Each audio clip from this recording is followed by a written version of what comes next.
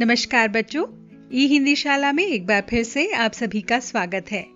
आज हम जानेंगे लघु कथा लेखन क्या होती है, किस प्रकार लिखी जाती है और उन्हें लिखते समय हमें किन बातों का ध्यान रखना चाहिए ताकि परीक्षा में हम पूरे अंक ले सकें। और कुछ उदाहरण भी हम जानेंगे। परीक्षा में पूछे गए प्रश्नों पर भी चर्चा होगी।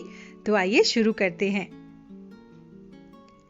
बच्चों, किस्से कहानियों की जो बातें हैं वो सदियों से चली आ रही हैं और पहले मनोरंजन के साधन नहीं हुआ करते थे, तो अपने जीवन की घटनाओं को कहानियों के रूप में सुनाया जाता था। तो हम कह सकते हैं कि अपने जीवन की किसी घटना के रोचक वर्णन को हम लघु कथा या फिर कहानी कह सकते हैं। और हम सभी को कहानियां सुनना बहुत पसंद है। हम सभी बचपन से कहानियां सुनते चले आ रहे हैं। किस्से कहानियों की भरमार हमारे घर में ही होती है। कभी दादी से कहानी सुनी तो कभी नानी से, और सोते समय माँ कहानी सुनाया करती थी। और जब बड़े हुए तो दोस्तों के बीच में बैठकर किस्से कहानियों के चर्चे चल निकले। तो हम इस प्रकार से कह सकते हैं कि जो लघु कथा है वो हमारे जीवन की कोई भी घटना हो सकती है। आपस में हम जो सुनाते हैं अपनी घटनाएं, वो भी लघु कथा का ही एक रूप है। तो आइए जानते हैं किस प्रकार से हम लघु कथा लिखें ताकि परीक्षा में पूरे अंक ले सकें। तो कहानी लिखते समय ध्यान रखने वाली बातें हैं। दी गई रूपरेखा या फिर संकेतों के आधार पर कहानी का विस्तार करना चाहिए। यदि आपको कोई रूपरेखा दी गई है कहानी लिखने के लिए, तो हमें उसी को आधार बनाकर आगे कहानी को बढ़ाना चाहिए। साथ ही साथ सबसे पहले कहानी को एक उपयुक्त शीर्षक भी देना चाहिए। याद रखिए, शीर्षक देना आवश्यक है, आपको जरूर देना है। कहानी को भूतकाल यानी कि बीते हुए समय में ही लिखना चाहिए, ना कि उसे प्रेजेंट टेंस में लिखें।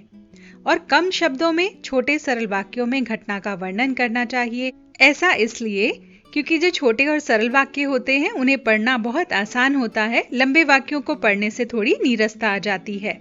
ध्यान रखिए कि घटना का वर्णन कहानी के शीर्षक के आसपास ही होना चाहिए। ये ना हो कि शीर्षक कुछ और है और हम घटना कुछ और लिख रहे हैं। और अनेक घटनाओं और अनेक पात्रों के समावेश से हमें बचना चाहिए। यानी कोशिश करनी चाहिए कि 2 या 3 पात्र हों और छोटी छोटी जो घटनाएं हैं वो ही होनी चाहिए, ज्यादा बड़ी घटनाएं नहीं होनी चाहिए। कहानी रोचक और स्वाभाविक होनी चाहिए। जितनी रोचक होगी कहानी और जितना लगेगा कि हाँ, ये हमारे आसपास की किसी घटना का वर्णन है, उतना ही अच्छा है। घटनाओं का आपस में संबंध भी होना चाहिए। इस बात का ध्यान रखें कि कहानी एक के बाद एक सही क्रम से लिखी जाए। अनावश्यक कथा विस्तार से बचना चाहिए। याद रखिए कि ये लघु कथा है, न कि एक पूरी कहानी है। कहानी का आरंभ आकर्षक और अंत भी सहज ढंग से ही होना चाहिए। कोशिश कीजिए कि कहानी की शुरुआत बहुत अच्छी हो और अंत भी बड़ा रोचक हो। और शब्द सीमा का ध्यान रखें, क्योंकि शब्द सीमा आपको 100 से 120 शब्द के बीच में दी जाती है। और अंत में याद रखें, बहुत जरूरी है कि आप कहानी से मिलने वाली शिक्षा या संदेश भी लिखें। तो शीर्षक और शिक्षा दोनों लिखनी है, इस बात का ध्यान रखें। कहानी का आरंभ और अंत आकर्षक हो, शब्द सीमा का ध्यान रखना है और अधिक पात्र नहीं लेने हैं, इस बात का हमें ध्यान रखना है। आइए अब चर्चा करते हैं कि परीक्षा में किस प्रकार के प्रश्न पूछे जा सकते हैं। बच्चों, परीक्षा में यानी बोर्ड की परीक्षा में इस प्रकार के प्रश्न आपसे पूछे जा सकते हैं, जैसे कि संकेतों के माध्यम से कहानी लेखन। आपको कुछ संकेत दिए गए हैं, संकेत बिंदु दिए गए होंगे, उनको आधार बनाकर आपको अपनी कहानी लिखनी होगी। इसके अलावा रिक्त स्थानों की पूर्ति के द्वारा भी कहानी लिखवाई जा सकती है। यानी बीच बीच में खाली स्थान दिए गए होंगे, आप उनको भरते हुए कहानी को पूरा करेंगे। और अधूरी कहानी को पूरा करने के माध्यम से भी कहानी लिखने के लिए दी जा सकती है। एक कहानी उन्होंने शुरू कर दी और आगे की कहानी आपको लिखने के लिए कहा जाए। चित्रों के माध्यम से कहानी लेखन। कई बार आपको केवल चित्र दिए जाते हैं, जिन्हें आधार बनाकर उन्हें समझते हुए घटनाओं को आपको लिखना होता है कि इस यहाँ पर क्या हो रहा है। शीर्षक के माध्यम से कहानी लेखन। कई बार केवल शीर्षक ही आपको दे दिया जाता है, उसे ध्यान में रखते हुए आपको अपनी समझ से, अपनी कल्पना से कहानी लिखनी होती है। घटना के विवरण के माध्यम से कहानी लेखन। कई बार कोई एक घटना का वर्णन करने के लिए कह दिया जाता है, तो उसको आधार बनाकर आप कहानी लिखते हैं। ये भी बहुत सरल होता है और कई बार तो जीवन की जो घटनाएं हैं आपकी, उनको आधार बनाकर कहानी लिखने के लिए आपको दे दिया जाता है। तो बच्चों, ये तो थे परीक्षा में पूछे जाने वाले प्रश्न। आपको अब मालूम हो गया है कि किस तरह से आपसे प्रश्न पूछे जा सकते हैं। आइए अब इसके कुछ उदाहरण देखते हैं। याद रखिए, जितनी अधिक कल्पनाशीलता आपके अंदर होगी, यानी आपकी इमेजिनेटिव पावर जितनी अधिक होगी, आप उतनी अच्छी कहानी लिख पाएंगे। तो चलिए देखते हैं पहला उदाहरण। संकेतों के आधार पर कहानी लेखन। आपको कुछ संकेत दिए जाएंगे, उन संकेतों को आधार बनाकर आपको कहानी लिखनी होगी। एक अंधे और एक लंगड़े की मित्रता, गांव में बाढ़ का आना, गांव के अन्य व्यक्तियों का पार जाना, अंधे और लंगड़े व्यक्ति का घबराना, एक उपाय सूझना, एक के पास आंखें दूसरे के पास टांगे, एक अंधे का लंगड़े व्यक्ति को अपने कंधे पर बिठाना, लंगड़े का रास्ता बताना, दोनों का सुरक्षित स्थान पर पहुंचना और एक दूसरे को धन्यवाद कहना। तो आइए देखें किस प्रकार से कहानी लिखनी है। सबसे पहले आपको शीर्षक लिखना है। तो आपने अभी देखा, संकेतों के आधार पर जान लिया कि दोनों ने मित्रता को अच्छे से निभाया, तो इसलिए हम इसका शीर्षक दे सकते हैं सच्चा मित्र। आइए अब देखें कि कहानी किस प्रकार लिखनी है। तो हमने अपने संकेतों को आधार बनाया और लिखना शुरू किया। एक गांव में कबीर नाम का एक लंगड़ा रहता था। एक दिन पास के गांव जा रहा था। रास्ते में बहुत से पत्थर थे, जिससे उसे चलने में बहुत कठिनाई हो रही थी। आगे चलकर उसने देखा कि एक पेड़ के नीचे एक व्यक्ति बैठा हुआ है। उसने उसके पास जाकर उसका परिचय पूछा और अपना नाम बताया। अपना परिचय देते हुए कहा कि मेरा नाम सूरदास है, मुझे भी पास के गांव में ही जाना है, क्या तुम मेरी सहायता करोगे? कबीर ने देखा और कहा, देखो सूरदास, मेरे पास अच्छी योजना है जिससे हम दोनों को लाभ होगा। देखो, मैं लंगड़ा हूं, इसलिए सही से चल नहीं पाता, और तुम अंधे हो, इसलिए देख नहीं पाते। तुम मुझे अपनी पीठ पर बैठा लो, पर मैं तुम्हारे रास्ता बताता जाऊंगा। इस समय हम दोनों बिना किसी समस्या के गांव पर पहुंच जाएंगे। सूरदास को कबीर की योजना समझ में आ गई। उसने कबीर को अपने कंधे पर बिठा लिया। दोनों गांव की ओर चल पड़े।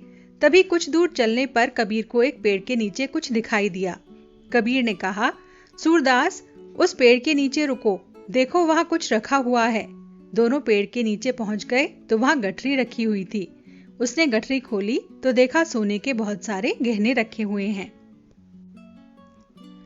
कबीर ने सूरदास को बात बताई तो सूरदास ने कहा, लाओ, गठरी मुझे दे दो, इस पर मेरा हक है, क्योंकि मैं ही तो तुम्हें यहाँ तक लेकर आया। कबीर कहने लगा, इस पर मेरा हक है। दोनों आपस में लड़ने लगे।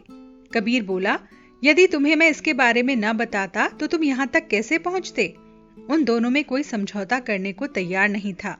तभी वहां से एक सज्जन गुजर रहा था। उसने दोनों की बात सुनी और दोनों को समझाया कि इस गठरी पर तुम दोनों का बराबर अधिकार है, क्योंकि तुम दोनों ने एक दूसरे की सहायता की, जिसके कारण तुम यहाँ तक पहुंच सके। इसका धन तुम बराबर बांट लो और आपस में लड़ना नहीं। तुम्हें अपनी मित्रता बनाए रखनी चाहिए, क्योंकि धन तो आना जाना है, लेकिन मित्रता जीवन भर काम आएगी। तो दोनों को बात समझ आ गई और इससे हमने क्या सीखा कि जो शिक्षा है इसकी वो है, सच्चा मित्र धन से अधिक मूल्यवान है। तो आपने देखा कि हमने शीर्षक और शिक्षा दोनों लिखी है और कहानी को किसके आधार पर बनाया है? संकेतों के आधार पर। आइए एक और उदाहरण देखते हैं। अन्य प्रश्न आपसे पूछा जा सकता है, अपूर्ण कहानी को पूर्ण करना है, यानी आपको एक अधूरी कहानी दी गई है जिसे आपको पूरा करने के लिए कहा जा सकता है। आइए देखें किस प्रकार से हम अधूरी कहानी को पूरा कर सकते हैं। यहाँ एक उदाहरण दिया गया है। बहुत समय पहले की बात है। विजयगढ़ में मानसिंह नाम का एक राजा था। राजा के 2 पुत्र थे, अखिल और निखिल। एक बार दोनों राजकुमार जंगल में शिकार करने गए। रास्ते में विशाल नदी थी। दोनों राजकुमारों का मन हुआ कि क्यों ना नदी में नहाया जाए। यही सोचकर दोनों राजकुमार नदी में नहाने के लिए चल दिए, लेकिन नदी उनकी अपेक्षा से कहीं अधिक गहरी थी। अखिल तैरते तैरते थोड़ी दूर तक निकल गया। अभी थोड़ा तैरना ही शुरू किया था कि एक तेज लहर आई और निखिल को थोड़ी दूर तक अपने साथ ले गई। डर से निखिल अपनी सुध-बुध खो बैठा। गहरे पानी में उससे तैरा नहीं जा रहा था। अब वह डूबने लगा था। अब यहाँ आप आगे कहानी को आपको पूरा करना होगा और याद रखिए शीर्षक भी देना है। तो आइए देखें कैसे लिखें। हमने अपनी कहानी को शीर्षक दिया है कुछ भी असंभव नहीं। अब देखें आगे किस प्रकार से अपनी कहानी को बढ़ाते हैं। अपने भाई को बुरी तरह फंसा देखकर अखिल जल्दी से नदी से बाहर निकला और लकड़ी का बड़ा लठ लिया और अपने भाई निखिल की ओर उछाल दिया। लेकिन दुर्भाग्यवश निखिल इतना दूर था कि लकड़ी का लठ उसके हाथ में आ ही नहीं पा रहा था। इतने में सैनिक वहां पहुंचे और राजकुमार को देखकर सब यही कहने लगे, अब ये नहीं बच पाएंगे, यहाँ से निकलना नामुमकिन है। यहाँ तक कि अखिल को भी यही लगने लगा कि अब निखिल नहीं बच सकता, तेज बहाव में बहना नामुमकिन नहीं है। यही सोचकर उसने हथियार डाल दिए और बचाव को आगे नहीं कर पा रहा था। अभी सभी लोग किनारे पर बैठकर निखिल का शोक मना ही रहे थे कि दूर से एक सन्यासी को आते हुए देखा। उसके साथ में एक नौजवान भी था। और वो नौजवान कौन हो सकता है? आप इस प्रकार से यहाँ पर कहानी को एक नया मोड़ दे सकते हैं। पास आने पर पता चला कि यह तो वही निखिल है। लोग खुश हो गए, लेकिन हैरानी से वो सब कुछ निखिल से पूछने लगे कि तुम तेज बहाव से कैसे बच निकले। सन्यासी ने कहा कि आपके इस सवाल का जवाब मैं देता हूँ। ये बालक तेज बहाव से इसलिए बाहर निकल आया क्योंकि इसे वहां यह कहने वाला कोई नहीं था कि यहाँ से निकलना असंभव है। इसे हताश करने वाला कोई नहीं था। इसके सामने केवल लकड़ी का एक लठ था और मन में बचने की एक उम्मीद थी। बस इसीलिए ये बच निकला। तो बच्चों, अंत में आपको शिक्षा भी लिखनी है, ये ध्यान रखिएगा। शिक्षा हमने यहाँ पर क्या देनी है कि यदि हमारी इच्छा शक्ति दृढ़ है तो हमारे लिए कुछ भी असंभव नहीं है। तो बच्चों, ये तो थे कहानी किस प्रकार से आप लिख सकते हैं, परीक्षा में पूरे अंक ले सकते हैं। यदि आप हमारे बताई गई सभी बातों का ध्यान रखेंगे और अभ्यास करते रहेंगे तो आपके लिए भी कुछ भी असंभव नहीं है। तो एक नई वीडियो के साथ शीघ्र ही आपसे फिर से मुलाकात होगी। तब तक के लिए हम आपसे विदा चाहते हैं। विदा।